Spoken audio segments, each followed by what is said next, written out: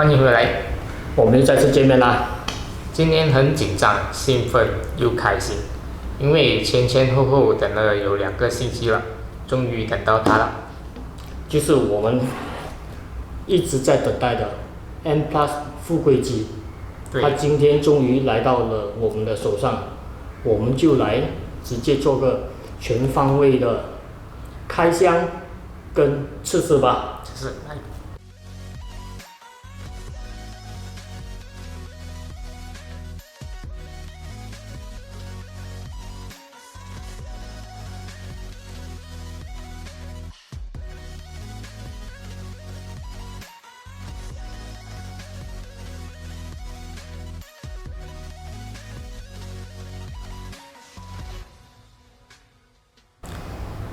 我们先看它的包装吧。我第一次买游戏掌机，第一次是看到它的包装是有密封的，这样子就密封的。它整个包装都是被密封起来的。我跟小明买了这么多游戏掌机，是第一次看到这样的，哈哈。我们就觉得在这个包装上给它加分了。对。然后我们就先来看看它的外观吧，最外面这一层。我们可以看到它这里有写着树莓派、Android 跟 Windows 的 logo 标志。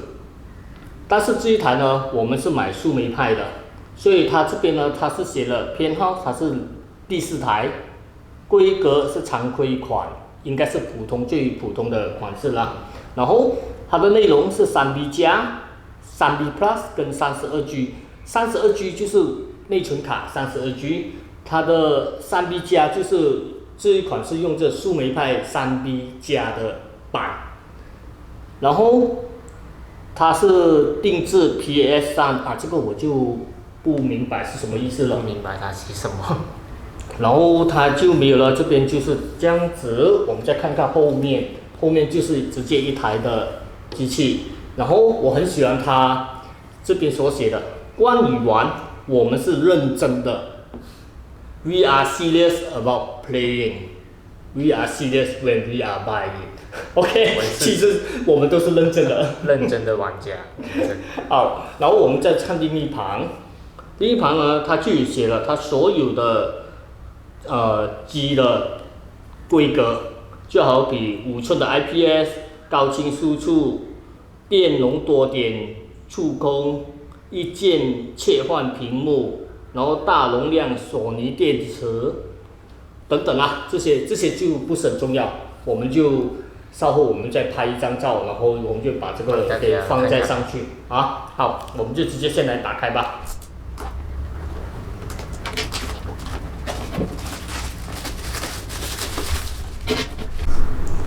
看看里面跟了什么配件吧。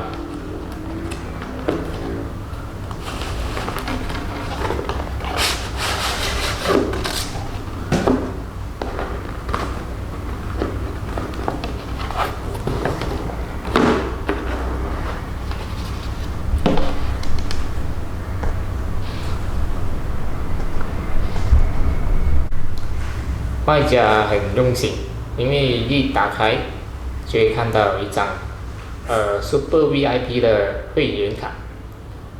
这里有写我们是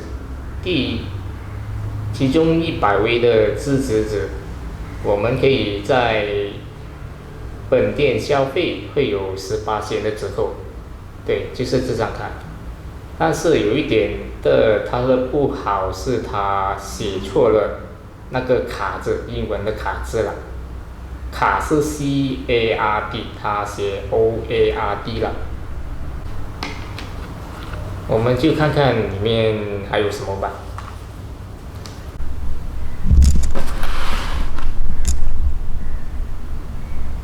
里面第一个看到的是来了一张防爆镜，卖家也是很用心，因为他准备了有3套的这个按键的备用的，然后就当然主机了。我们现在直接把主机给打开看。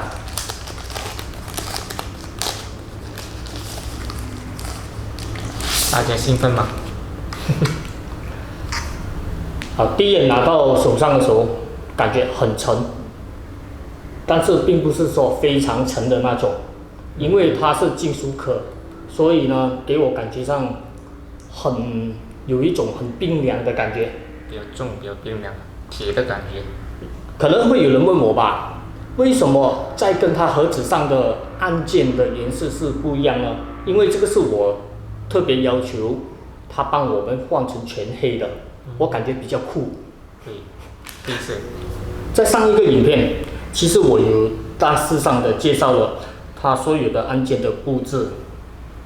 如果还没有看的，请看上面的资讯栏，去看看吧。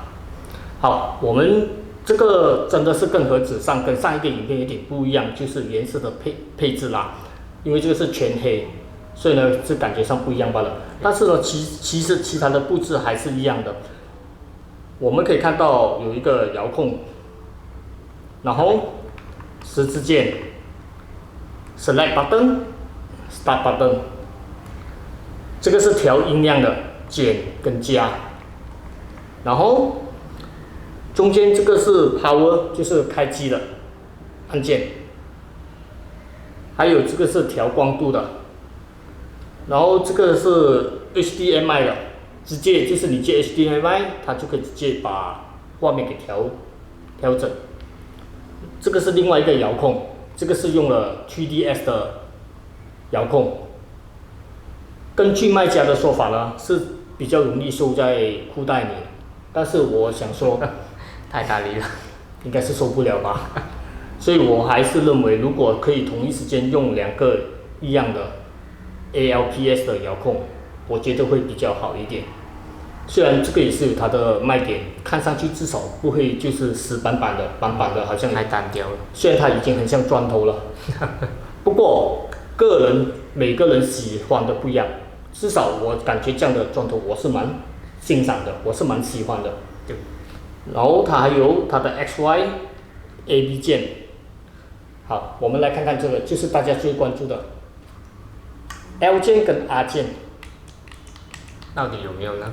好，我把相机给拿前来，让你们比较容易看见到底它是怎么样操作的。其实这个 R 键跟 L 键的操作，我们现在因为还没有打开机，我们不知道它到底 R1 跟 R2 是按下去还是推，但是你可以看到它是可以按下去跟推，所以呢，它是有了 R1、R2、L1、L2。现在我们看前面这边吧。它配置了2个不同形状的充电口，然后 TF 卡，然后耳机孔，3个东西了。下面这里，我们就看后面吧。后面它是看到是很多螺丝了，它就有写产品名字 M Plus， 电池容量是8010mAh， 产地中国大同，就这样而已。背面。我们现在来做一个比较全面测试，我们来看它到底有多重，它的厚度，因为只是这样子手上看，可能你们看不出它的大小跟厚度吧，我们就会拿 Swiss 来做一个比较了。我们先来测试 M Plus 富贵机吧，它的重量是667 gram。现在我们来看看 Swiss，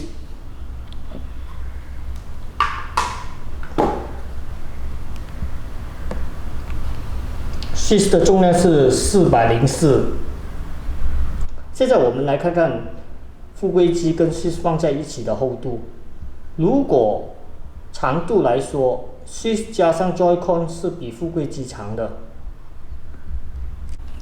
我们来量看它实际上到底有多长。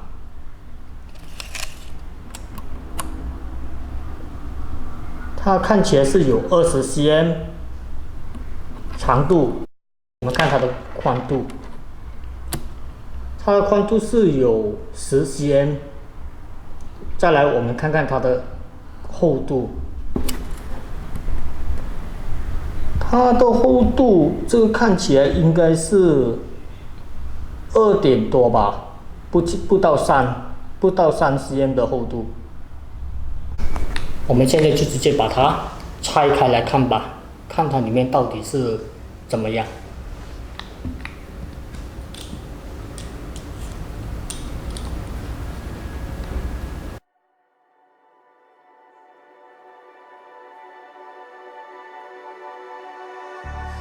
Wishing that I could run away with you. Imprisoned by fear, just pull me away, pull me away. Secret fantasies of me. Will they ever see the light of day, light of day? I don't know where you are, but I will find you. I will find you.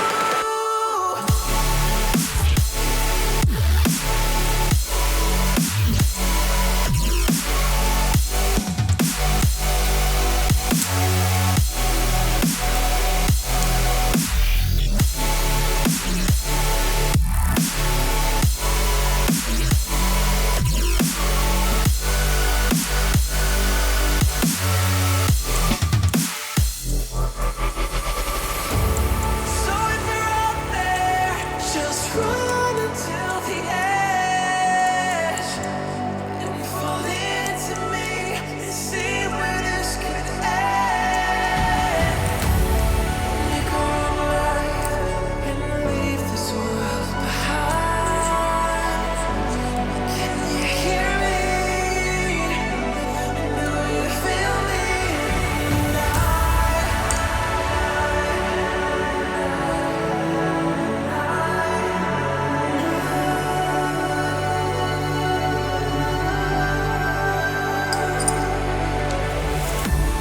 I don't know where you are, but I will find you. I will find you.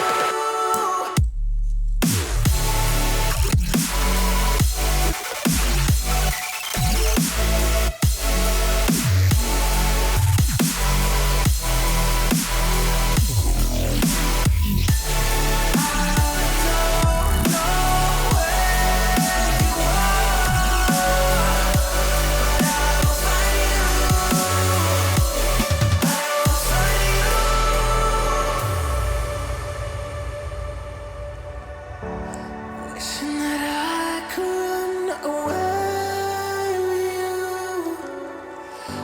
Imprisoned by fear, just pull me away, pull me away. Secret fantasies of me. Will they ever see the light of day, light of day?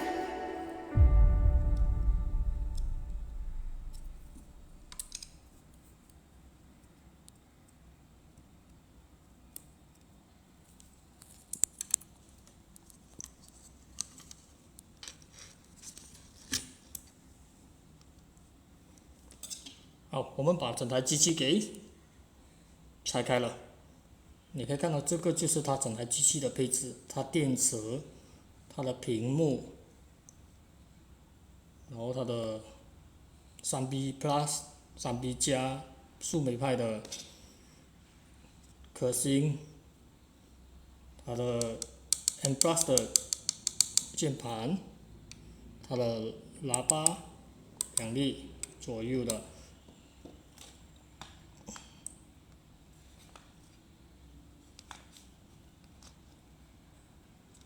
这个就是它的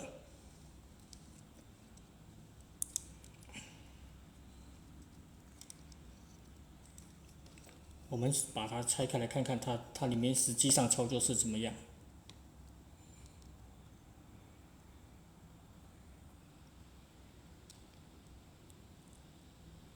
它实际上就是这样操作的，你看到这里吗？它有一个按钮的，然后它在这边它有一个，看到吗？应该有点难看吧，不过已经是尽量了。所以呢，它的实际上操作就是这样，这样推，这样按。这设计真的是棒，很用心，它就解决了 L1、L2 的。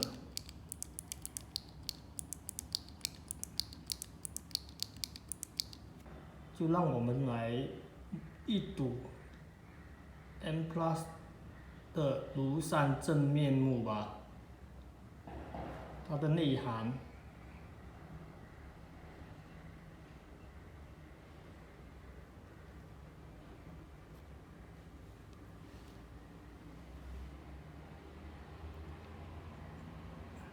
风扇，没有想到小小的那么个风扇竟然会有这样的噪音。TDS 的遥控 joystick， 然后 ALPS joystick，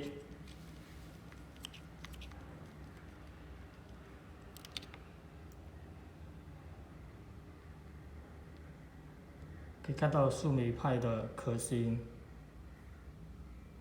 散热片。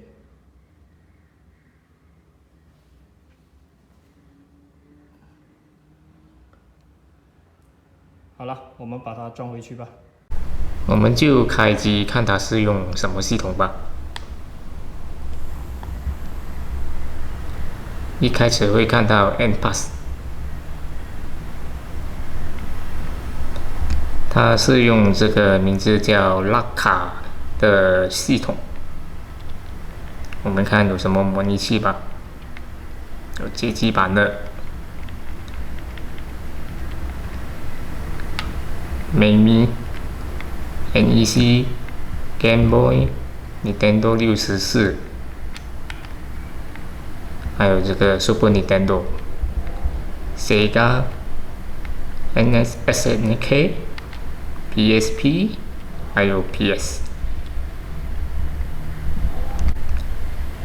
这个是它配有的模拟器，如果没有的，我们后期都可以自己加下去。我们是看玩游戏吧。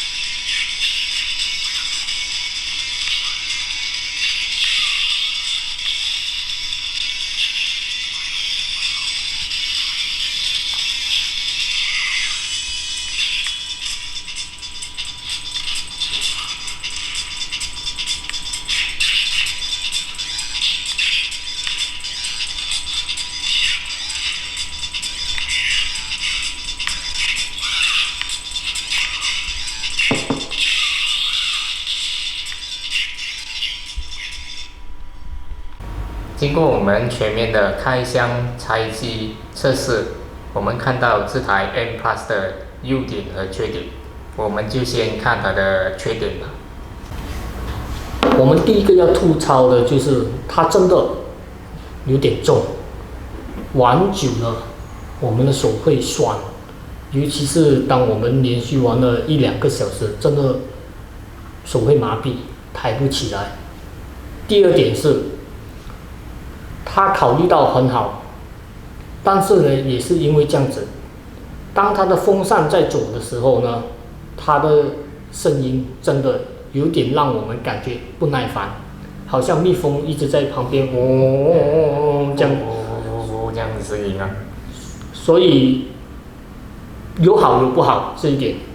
然后第三就是它的系统，它用的拉卡不是说我们讲拉卡不好还是什么，但是呢，因为这个系统在这个方面呢，感觉没有这么好用，然后呢，看上去很 low， 就是感觉有点配不上，它叫富贵机嘛，当然是要比较高级嘛，富贵，所以就感觉有点很 low 的感觉。然后第四呢，我们也是这一点我们要说的，虽然它的出产量不多，它只有100台，它还是刚首发出来的第一批机，但是呢，它的有一些按钮，尤其是这十字键，它会有点飘的感觉，就是你按的时候，它会自动一直在给你飘。